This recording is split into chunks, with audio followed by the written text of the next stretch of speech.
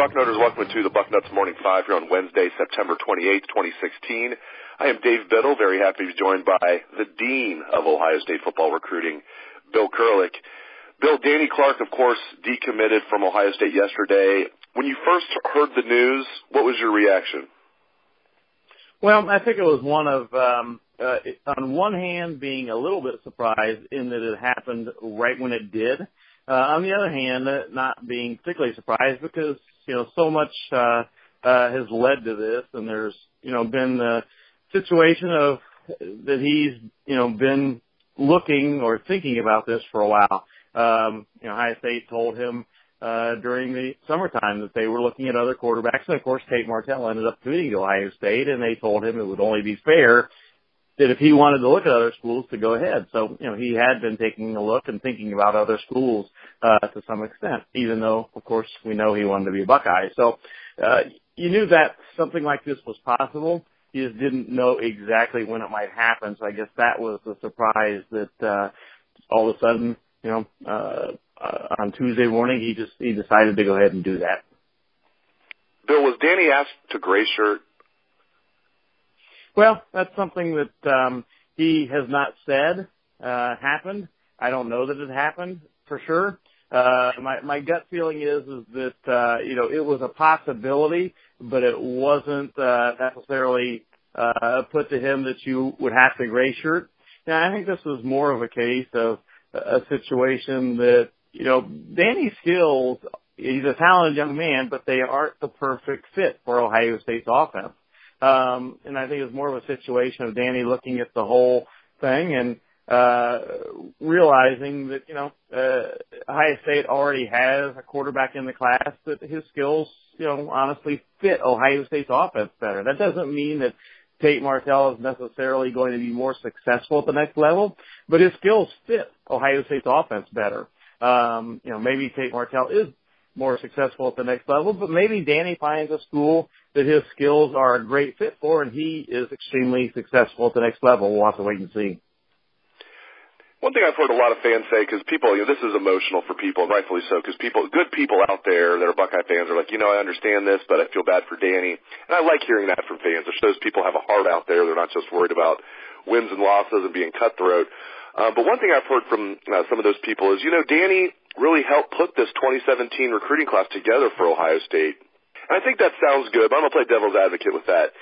Of any of the current commitments in the 2017 class, would any of them have not committed to Ohio State if not for Danny Clark? Can you name one of them? I couldn't give you the name of any current commitment in the Buckeyes 2017 class that told me that they committed because of Danny Clark. Now, on the other hand, he has tried to help. He has reached out to prospects and has tried to help. But, as I've long said, generally speaking, prospects go where they feel is the best choice for them personally. They don't go because somebody else asked them to or somebody else encouraged them to. Now, that does happen. There are others at times encouraging prospects to go to a class. Tate Martell is encouraging prospects to go to Ohio State. But in the end, the prospect virtually always decides on the school he feels is best for him. And in this case, again, no single prospect has told me that they picked Ohio State because of Danny Clark. They pick Ohio State because it's a great program and it fits their needs and it's a great school for those types of reasons rather than who else is going to that class. You mentioned Tate Martell earlier. Seems like he's having an excellent season at Bishop Gorman. Can you expound on that? It just seems like he's having an even better season than maybe some expected.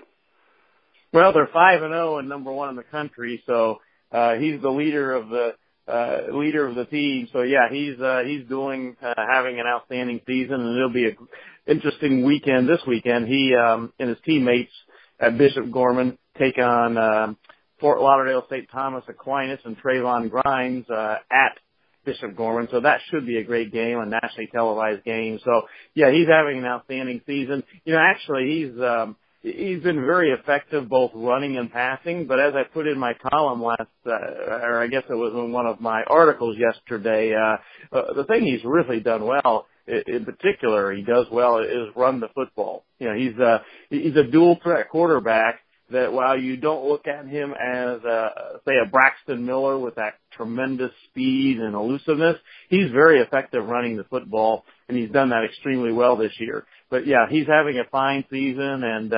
have a big game on Friday night against Aquinas. I expect Bishop Gorman to win, just because I think they're the more talented team, and I think you can make a case for Bishop Gorman being the best coached high school team in America. They are extremely well coached, and I think they'll come out on top. And I think Tate Martell will probably lead the way in that game.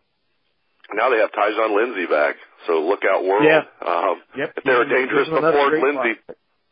Yeah, it's amazing. And whatnot. Yep. Final thing here, Bill.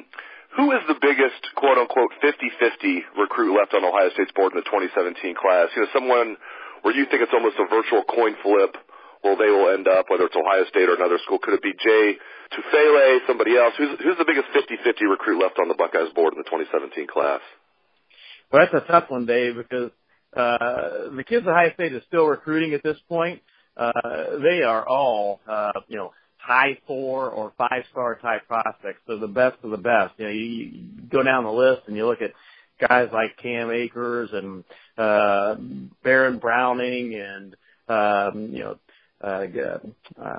would have to certainly include Akuda in there, though most people think it's just a matter of time until he announces that he's a Buckeye. And you mentioned Tefele, Marvin Wilson, et cetera.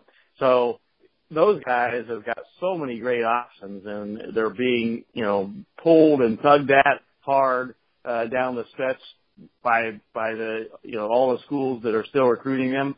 But I guess if I had to pick one guy as a 50-50 guy, I would probably go with Baron Browning at this point. I think his decision is going to be a very tight one. UCLA certainly is up there for Baron Browning, and Texas is up there, but Ohio State is up there too. And I think it's going to be a tough decision. And I think one thing that Ohio State has going in its favor is that the late official visit that they're getting from Baron Browning. So I guess if I had to pick one guy that could go either way, that I'd say it's 50-50 right now, I would go with Baron Browning. Great insights, as always, from the Dean of Ohio State Football Recruiting, Bill Kurelic. Thank you very much, Bill. Quick programming note. We will interview Urban Meyer tonight after practice. That'll be around 6:15, and we will also get maybe an assistant coach. We'll get a handful of players, so look for stories, both videos, on what Coach Meyer and the players, and perhaps an assistant coach has to say after practice tonight. Thanks again to Bill Kurelic, and thanks to all the listeners out there for tuning into the show. I appreciate it. Hope everyone has a great day. Let's hear some Buckeye swag, best damn band in the land.